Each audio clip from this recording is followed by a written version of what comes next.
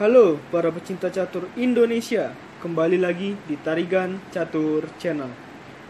Dalam kesempatan ini, video akan mengulas sebuah pertandingan antara Novendra Priasmoro versus Christian Staffic-Holm dalam ajang Chess Olympiad 2014, yang dimana pada pertandingan ini Novendra baru berumur 15 tahun.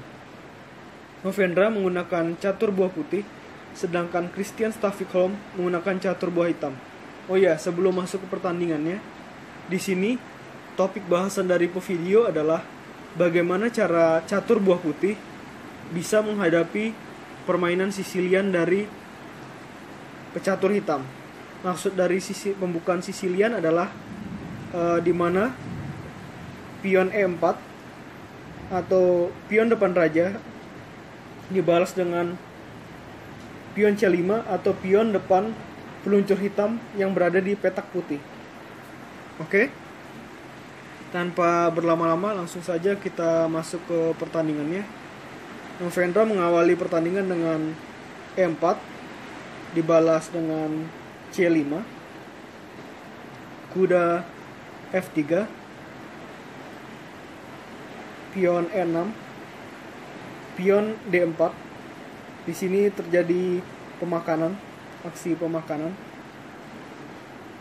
Kuda makan D4, kuda C6, kuda C3, menteri C7, peluncur E3, pion A6.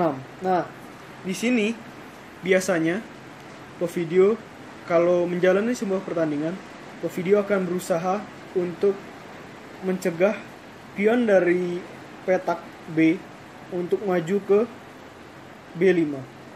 Cara mencegahnya adalah pion A4. Jadi seandainya dia masuk dan bentengnya hilang. Nah, di sini ternyata balasan Novendra bukan pion A4, melainkan balasannya adalah untuk memperkuat lini tengah, memperkuat sektor pusat dari putih, yaitu dengan peluncur menuju D3. Balasan dari hitam adalah kuda F6, rokade pendek. Nah, barulah hitam memulai aksinya dengan pion B5. Namun di sini Novendra tidak khawatir dengan ancaman tersebut. Lalu apa langkah selanjutnya dari Novendra? Novendra melangkahkan menteri E2, peluncur D6, pion F4, pion mengancam kuda di B4, lalu kuda A4, kuda makan kuda, peluncur makan kuda, pion E5, kuda ancam benteng, peluncur menuju C5, makan, dan menteri memilih makan. Nah, di sini kuda tidak dapat memakan benteng ya, karena di sini sedang terjadi skak. Oleh karena itu Novendra tidak mau kehilangan kuda dan memilih menteri menuju F2. Menteri makan menteri, benteng makan menteri, benteng ngancam kuda. Kuda mundur, pion hitam makan pion putih. Di sini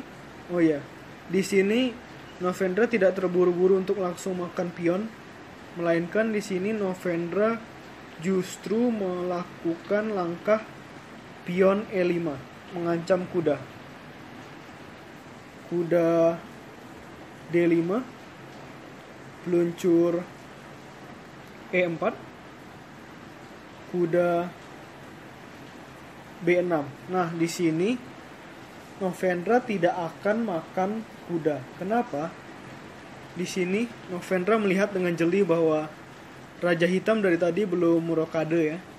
Jadi oleh karena itu di sini Novendra lebih memilih untuk melancarkan skak sekaligus mengancam peluncur, yaitu dengan melangkah menuju D6 skak.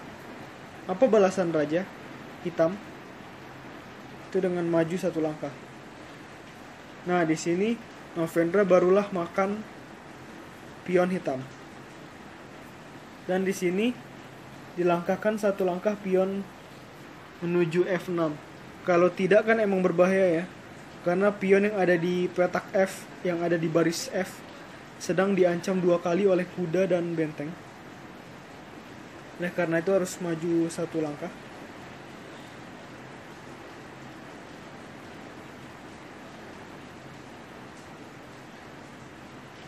Lalu balasan putih adalah benteng D1, benteng F8. Nah, di sini akhirnya kesempatan emas bagi peluncur putih untuk memakan pion hitam. Pion makan, benteng makan pion hitam, raja mundur. Nah, di sini sebenarnya posisi hitam sudah sangat terjepit sekali ya. Sebagai contoh, memang benteng 2, kuda dan peluncur sama-sama dimiliki oleh putih dan hitam. Namun dalam keadaan ini putih memiliki 5 pion, sedangkan hitam hanya 4 pion. Oke, kita langsung saja. Pion A4, benteng F4 ditutup, tidak mau mengadu dari putih, tutup saja, diancam bentengnya. Lalu benteng memilih maju, sekaligus tempo mengancam pion hitam yang ada di petak A di A5 maupun yang ada di E5. Peluncur hitam mengancam. Di sini putih memakan pion yang ada di petak A5. Peluncur ancam benteng. Benteng ancam peluncur. Raja ancam kuda. Di sini Novendra tidak peduli dengan kudanya dan akhirnya lebih memilih memakan peluncur. Di sini adalah pemakanan yang cukup seimbang, pemakanan kuda dan pemakanan peluncur. Lalu benteng ancam kuda. Di sini raja justru mundur. Nah, di sini menurut video sebenarnya langkah selanjutnya dari Novendra yang patut dipertimbangkan adalah pion menuju A5 agar mendapatkan kuda secara gratis.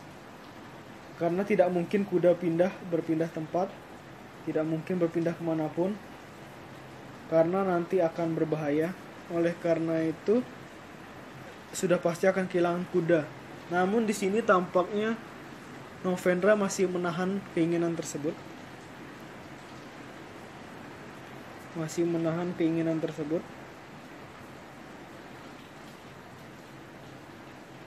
Dengan melangkahkan